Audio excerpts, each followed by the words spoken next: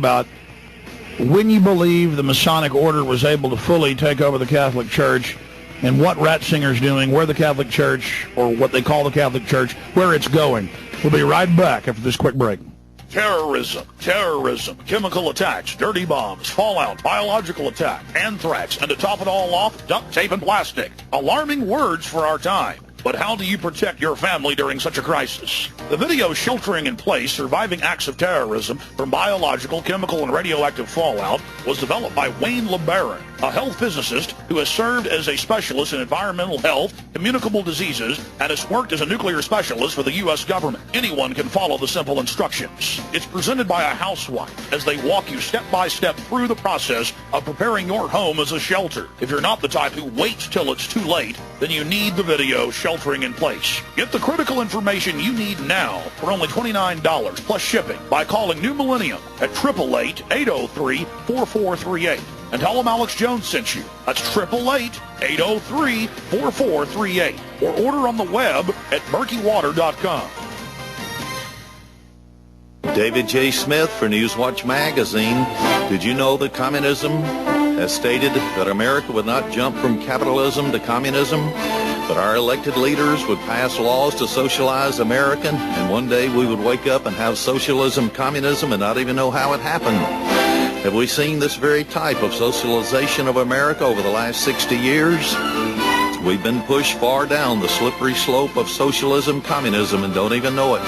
Just as Nikita Khrushchev said, we'd like to help you understand how these things are coming to pass by offering you an absolutely free one-year subscription to Newswatch Magazine.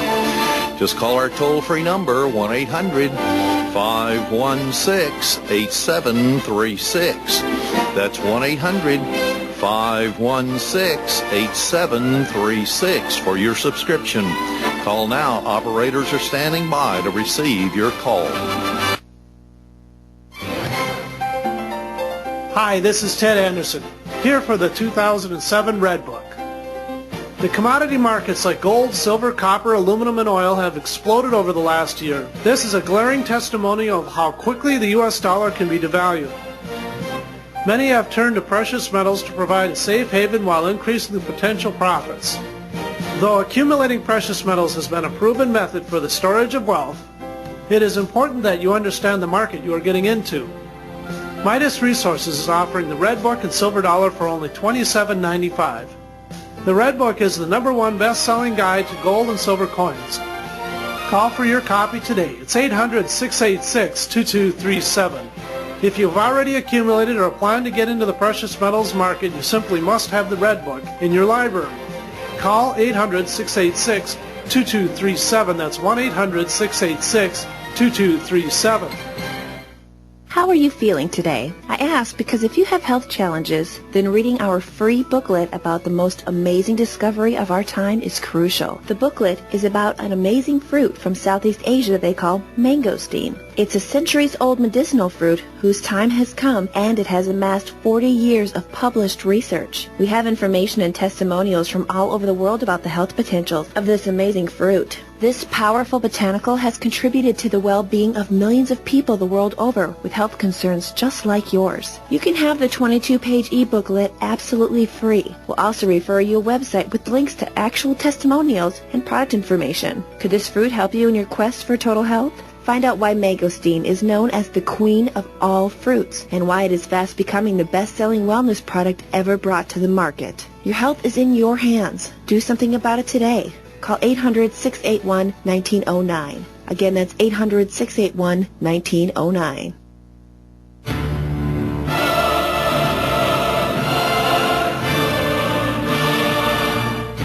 He hasn't been on the radio in over 2.5 years. He joins us now, breaking a silence, Hutton Gibson. It's a short segment, long segment coming up after this one.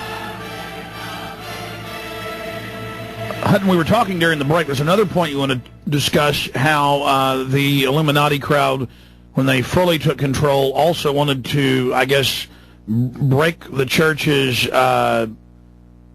goodwill, I guess, with the public down, so they purposefully, and they've done this with the Republican Party too, it's come out in the news, you know, the male prostitutes, all of it, to bring in people into leadership positions to basically compromise the church, which is a very old trick. And you guys were warned about this by people that were on the inside even before it happened, weren't you, Hutton? Yes, we were.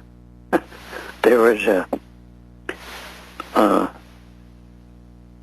a bunch of people around the turn of the last century, the modernists, and they were doing their best to take over the doctrine of the church and the running of it.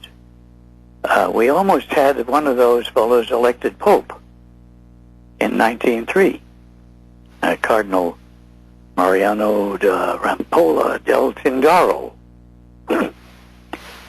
But the Emperor of Austria, acting in his with his hat on, Holy Roman Emperor, vetoed him. So before he was elected, he could not have vetoed him afterwards, but he got in before when it looked like he would be elected. So the trouble is that he was still there in the church and acted as Secretary of State some of the time to Pius X, and he contributed to a new code of canon law. There had been no code of canon law in all church history, but it had laws here and decrees there, and it was such a jumble that they put them all together, not for any great benefit, but simply to have them in one place, and this benefited chiefly the canon lawyers. But the people that were in charge of the code, encoding this thing, were modernist and Freemason, and they left out a couple of strange laws. They don't treat the Freemasonry as it had been treated. It became an irregularity instead of an apostasy. This prevented the people from, if they were caught at it, from functioning as priests, bishops, anybody. But it didn't take away their status immediately. They didn't go in and dig them out and say, this is a Mason. They did Pius X did on 3 occasions. He chucked out 3 bishops in France. And one of them became the cause in 1904 of the break between the Holy See and the French government, which of course was Freemasonic. So,